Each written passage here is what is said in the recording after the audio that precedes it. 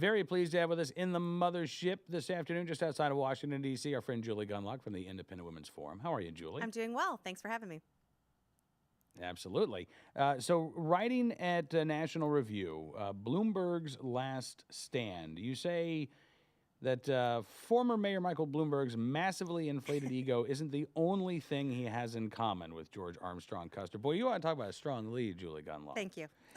Like the Army officer at Little Bighorn, Bloomberg is in the battle of his life to save or control your life.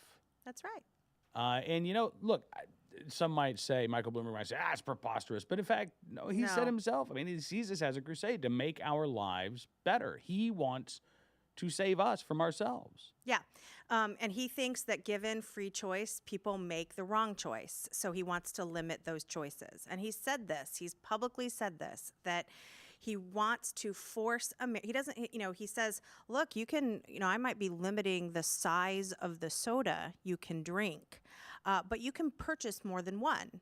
And he says, because I want to force people to understand what they're doing, the harm they're doing. And, forcing people, the government has no business forcing me to understand anything. That is tyranny. That is creepy kind of big government talk that should make everyone quiver in their boots. And so he has not denied it.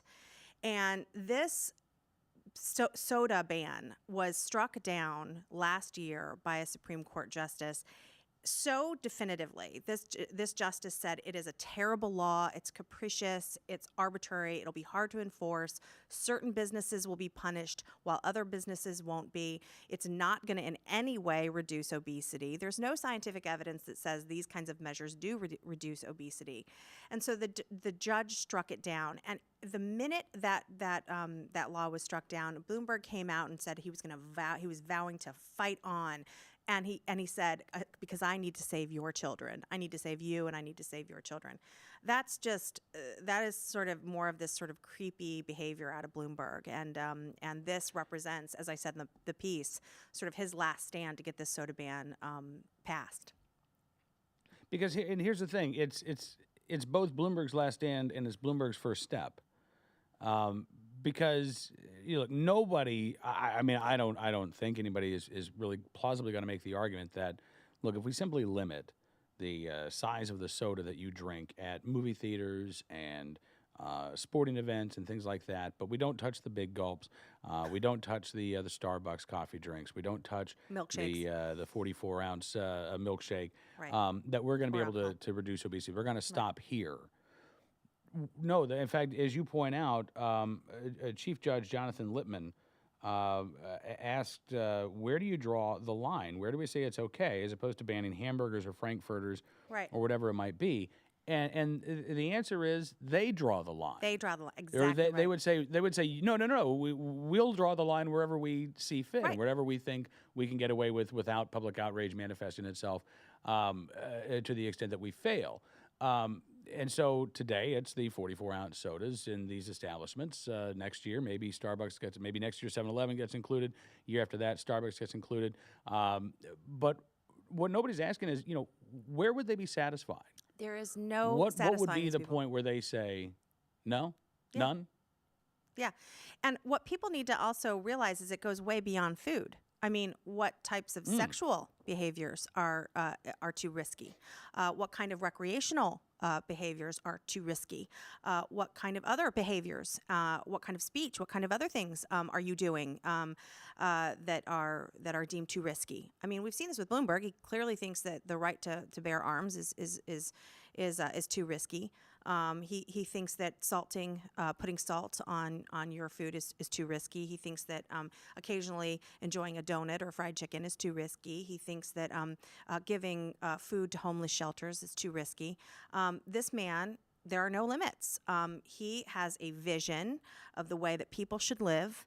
And he thinks that that he will use the force of government to make people do what he wants. And so again, it goes beyond food. I tried to put that in the piece that we might be, a lot of people sort of laugh at this sort of debate over soda bans and soda restrictions. And food taxes. Sometimes people don't think these are big deals, but they are emblematic of a bigger problem, and that is government officials think it's okay to get involved in your personal choices. And again, we might laugh when it's just soda, but they think they can go way beyond your soda choices. Absolutely. I mean, it's not just that they think it's okay. They think that it is their duty. Right. They think that it is their obligation, that it is part of their job description, that when you're elected mayor, you get to mess with the lives of people in Virginia. Right. And when you're elected a congressman, that means all of a sudden you get to determine the dietary habits of people who live outside of your district, Right. Or even people who live inside of your district. And again, what you point out is that, look, they ultimately take what we give them. Right. And when we say, no, my diet is my diet, the food on my plate is the food on my plate. And by the way, Mayor McSalty, you've been known to salt a pretzel or two. Yes. So, why don't you deal with your issues? I'll deal with my issues. I won't say anything else about your issues. You don't say anything else about my issues. Right. But the live and let live mentality is so foreign. Yeah, it is. To the scolds. It is. They just, this isn't, I don't think that's going to happen. Well, it is. It is also an obsession with making sort of, a misunderstanding of freedom, and an obsession with sort of, your own view. It's ultimately it's narcissism, right? It's Bloomberg's belief that his own code of living is the way, is the way everyone should live, and so. But it's also a misunderstanding of freedom, and we've talked about this a million times on the show, where you should be free to make good decisions, and you should be free to make bad decisions, and bad things happen in a free society, and that's just life. And attempts to roll that back, attempts to make society perfect and nothing bad ever happens, that never results in anything good happening. So I think, again, it's both his narcissism and his just complete misunderstanding of what it is to be a free man. But this, you almost. I'm just going to float this out here, Julie. Tell me what you think. Bloomberg's got a lot of money, right? yes, He's probably got enough money to buy a section of a state, let's say a little bit smaller than Rhode Island. And he could actually establish the kingdom of Bloomberg there. He could declare himself the supreme ruler, and he could invite people to live Yep. there under his terms. I'll loan you the money to build a house, but here are the rules you got to live by. Yep. Try it. Use this as a social experiment. Use your money to Yep. put your money where your mouth is, And Mr. leave the rest of Mayor. us I mean, alone. exactly. Try it. Just go see what happens. It'll be like Biosphere. Remember Oh, Biosphere? I do. God, I can't Remember believe I that just in admitted Arizona? that. Yes. But bigger. You Yeah. can make it bigger, Mike Bloomberg. You could do this. I mean, what's holding you back? What's stopping you? Yeah, Why? I totally agree. Make it happen. Can you Prove imagine- to the world that your ideas work. Can you imagine how boring that place would be? It's a whole different show.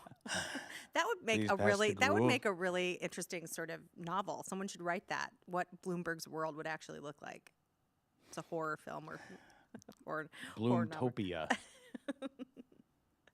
That's a good word. That's a good name.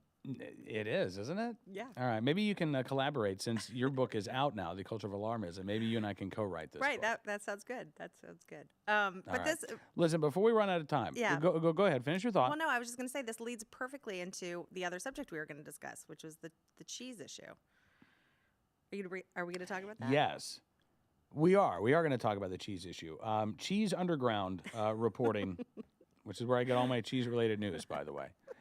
The Daily Rind is also pretty good, but Cheese Underground is, I find, much more thoughtful and robust and nutty. Anyway, Cheese Underground says, recently the FDA inspected, and nutty in a cheese way, not nutty in a news way. Recently, the FDA inspected several New York State cheesemakers and cited them for using wooden surfaces to age their cheese.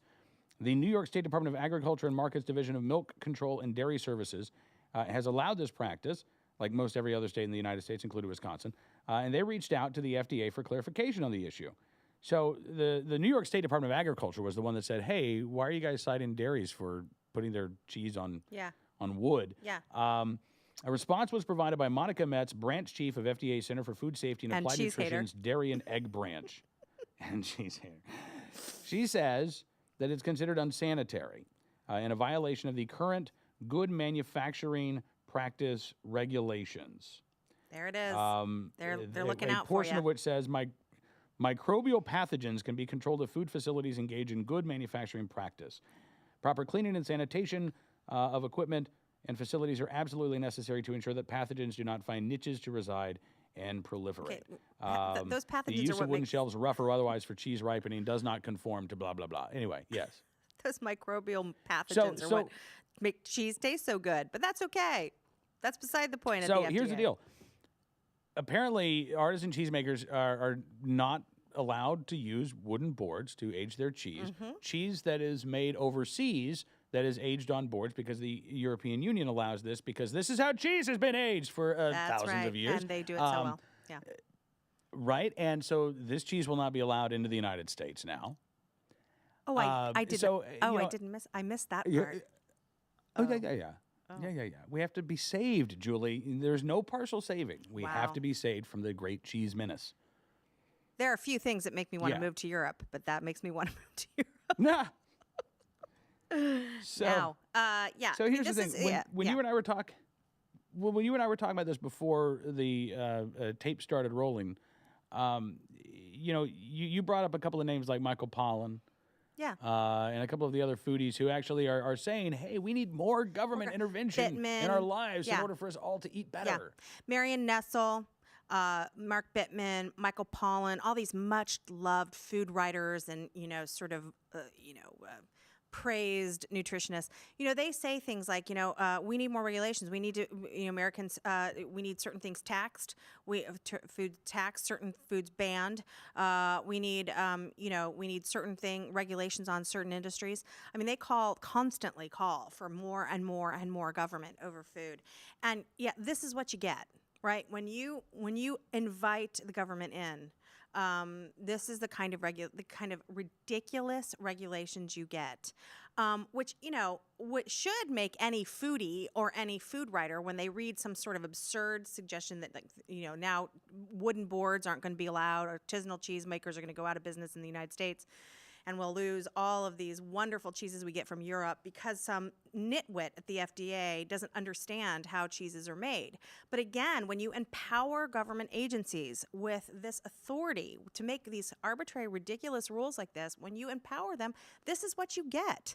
So, it's frustrating to me when I read these food writers talk about how they want more regulations on certain things, not understanding that they sometimes start to regulate areas that foodies like artisanal cheese and small farms and organic farms and small producers of food. I mean, these regulations help big producers. I mean, the makers of Velveeta are thrilled right now because let me tell you, they don't age that on a wooden board. And all Right. the other all the other cheese that you can get at the grocery store has been sitting there for 6 months. Hey, which believe me, my boys love it, but. I'm telling you, this kind of regulation is going to help big food, and it's going to hurt small food producers. And so you got Bittman and again, all of these food writers out there that write for the New York Times and all these other liberal outlets who don't seem to make the connection between big government and really hurting both consumers and these small producers. All right, listen, quickly. I don't know if you've heard this story, but one more story I wanted to get your thoughts on. This 7-year-old in Pennsylvania. I don't know if you've heard about this. He left The his Nerf book gun? bag at a friend's house. Toy gun, Yeah. Mom grabbed another book bag, didn't realize the toy gun was in there. When he's at school, he realizes what has happened. Does the right thing. Such a good He kid. does what we think is the right thing, right? Right. Tells the teacher, faced a 1-year expulsion from school, but they were merciful, and they only suspended the kid for 2 days for doing the right thing. Which the So- lesson that is being taught here is never tell. Try to just get home as quickly as possible or run away. I mean, what are they teaching these children? These children did the right thing, but also just the idea, what if this kid didn't turn himself? What if it had been found, right? It's a toy. Kids have toys. My kid sometimes he brings in his flashlight, he accidentally leaves something, and we took our all the backpacks to the beach and they were filled with all their toys. It is just insane and a very disturbing lack of common sense in many schools today. Yes, thank you. I'm glad to hear that. All right, listen, Julie. I appreciate Such a predictable. you coming I know in. that was such a predictable. What if I said they did the right thing? I'll try to shake it up a little bit. That would be talking for another hour. Would be staging an intervention. No, but here's the thing. I mean, real quick before we, you're right when you say that the smart thing all of a sudden the smart thing and the right thing to do are different now in our schools. Yeah. And that sucks. Yeah. And I don't remember. I mean, I'll be honest with you. I don't remember feeling that way when I was 7 or 8. Well, what I don't understand is where are the grown-ups? Like, was there not? I mean, what do they have, mandatory minimums at schools now? Like, was there no principal who could say, you know what, this kid did the right thing. It was a mistake. Let's move along here.